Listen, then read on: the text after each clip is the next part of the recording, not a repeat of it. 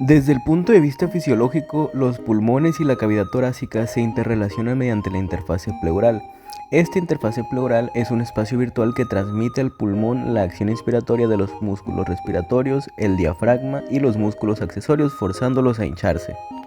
El pulmón, por su parte, es un órgano elástico cuya tendencia natural es encontrarse desinflado, mientras que la cavidad torácica tiene una tendencia natural a encontrarse en expansión máxima, buscando siempre la capacidad total pulmonar. Así pues, podemos definir al compliance, distensibilidad o complacencia como la relación que existe entre el volumen y la presión, sea esto en un pulmón aislado, en la pared torácica o en ambos. Por otra parte, la resistencia pulmonar se puede dividir en inspiratoria y expiratoria.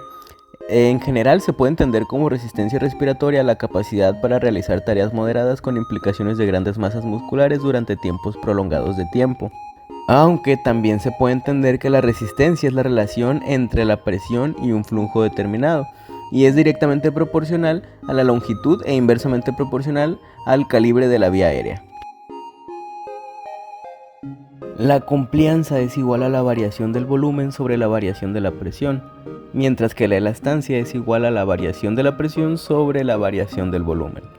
Esto se puede entender mejor cuando nos damos cuenta de que de forma normal hay cambios de volumen y cambios de presión en el ciclo respiratorio, sabiendo que el cambio de volumen se refiere a cuánto había antes y cuánto hay después, y lo mismo aplica para el cambio de presión. Si pasamos esto a una tabla, podemos hablar de mejor manera sobre estos cambios de volumen y cambios de presión. En el eje de las X vamos a poder encontrar la información de los centímetros de agua, y en el eje de las Y podemos ver los litros. Los litros se refieren al volumen pulmonar y los centímetros de agua son la representación de la presión intrapleural. Ahora, si yo les digo que durante el ciclo respiratorio la presión intrapleural cambia de -5 a -8 centímetros de agua y hay un cambio de volumen de aproximadamente 500 mililitros, que para términos prácticos serán redondeados a 600 mililitros, estos 600 mililitros serán la diferencia de volumen, mientras que la diferencia de presión será de -5 a -8, es decir, 3, por lo que la diferencia de presión será 3 centímetros de agua. Dicho de otra forma, cuando la presión intrapleural aumenta 3 centímetros de agua, entran 600 mililitros de aire a los pulmones. En este sistema que les acabo de dar, la complianza se sacaría de la siguiente forma. La complianza es la diferencia del volumen sobre la diferencia de presión. Entonces, si en el sistema hubo un cambio de volumen de 600 mililitros con una diferencia de presión de 3 centímetros de agua, si realizamos la división, sabremos que la complianza será igual a 200 mililitros sobre centímetro de agua. Esto quiere decir que por cada centímetro de agua que cambie la presión intrapleural, entrarán 200 mililitros de aire. En el caso de la resistencia, el único componente que es de verdad importante destacar para la obtención de la resistencia pulmonar es el radio, pues la resistencia es proporcional al radio a la cuarta. Por lo tanto, mientras más radio, menos resistencia. Cuando hablamos de radio nos referimos al radio de las vías de conducción respiratoria. Esto lo podemos ver en la siguiente tabla. Mientras vamos cambiando el volumen, va a ir cambiando la resistencia. Es decir, si tenemos un volumen pulmonar muy bajo, la resistencia pulmonar será de igual forma alta. Pero si por el contrario tenemos un volumen pulmonar alto, la resistencia pulmonar será al contrario baja. Eso porque los alvéolos, cuando hay un volumen pulmonar alto, se llenan de aire y hace esto que disminuya la resistencia pulmonar.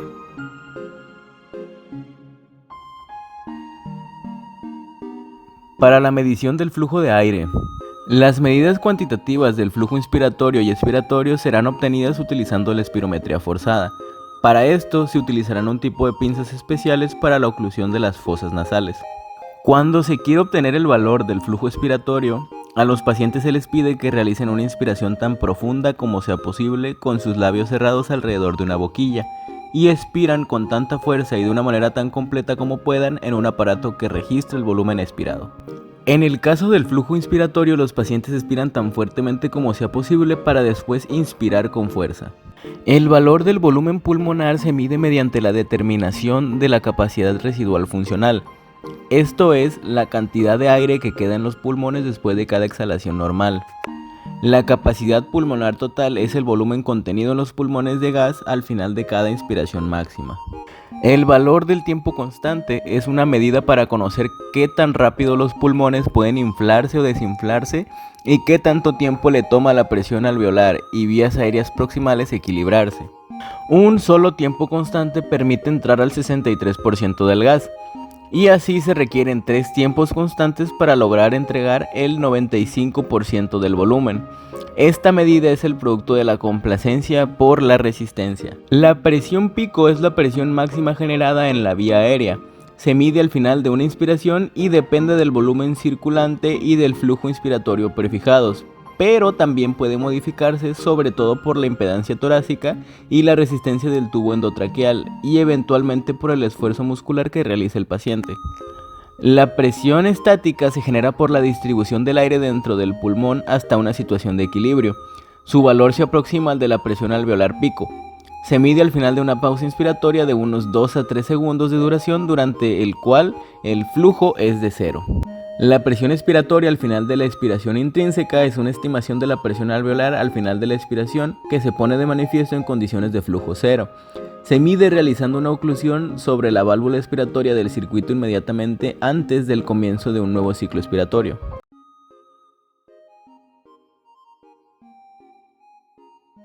La rinomanometría sirve para estudiar el flujo de aire que atraviesa las fosas nasales durante la respiración.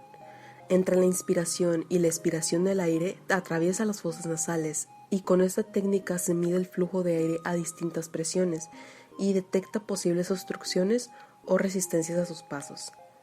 En la rinomanometría se informa al paciente que debe abstenerse de utilizar las 24 o 48 horas previas a la exploración tanto fármacos locales o generales como irritantes en la mucosa nasal como el alcohol o el tabaco, que sean capaces de modificar las resistencias nasales. También se mantiene al sujeto a experimentar en reposo durante unos 30 minutos.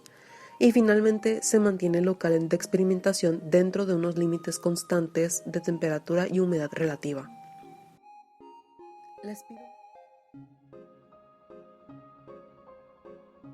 La espirometría es un estudio que comúnmente se utiliza en consultorios para evaluar el nivel de funcionamiento en los pulmones, llevando a cabo las mediciones en cuanto a aire se inhala, cuánto se exhala y con qué rapidez se hace.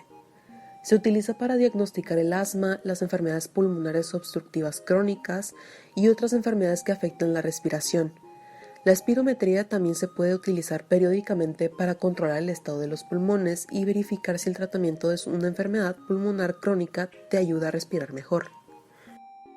En cuanto a la espirometría simple, el paciente realiza una expiración máxima no forzada tras una inspiración máxima. Por otro lado, en la espirometría forzada, el paciente realiza una expiración máxima forzada en el menor tiempo posible tras una inspiración máxima. Es la técnica más útil y más habitualmente empleada, ya que, además del cálculo de volúmenes estáticos, nos aporta información sobre su relación con el tiempo, esto es, los flujos respiratorios. La pletismografía es una prueba de función respiratoria que mide la capacidad funcional residual y la residencia específica de la vía aérea. Es considerado el estándar de oro para la medición en volúmenes pulmonares. Esta prueba mide el volumen del gas intratorácico y la resistencia específica de la vía aérea.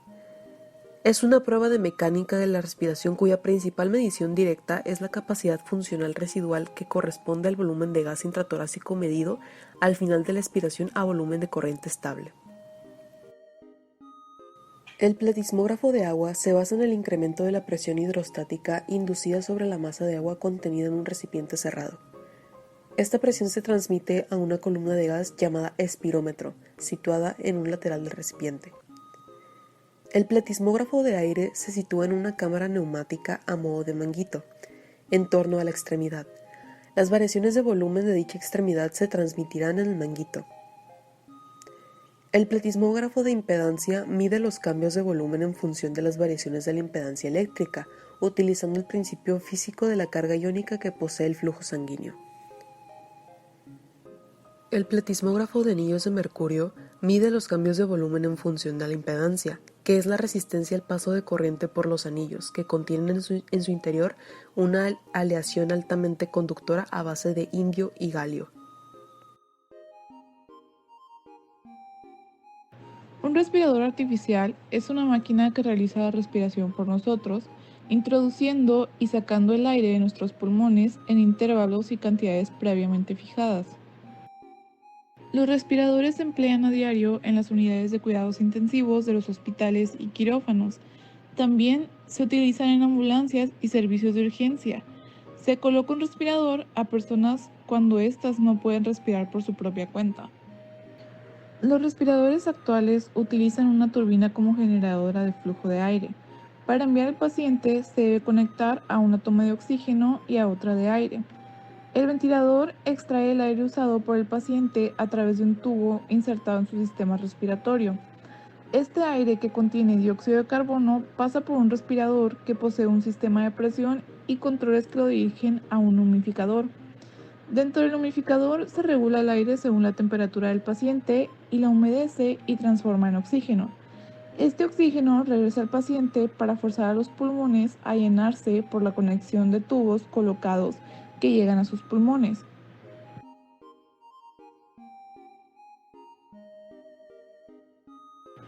Un oxímetro de pulso mide la frecuencia del pulso y el nivel de oxígeno en la sangre, llamado la saturación de oxígeno. Esta información permite controlar el estado de los pacientes propensos a trastornos respiratorios.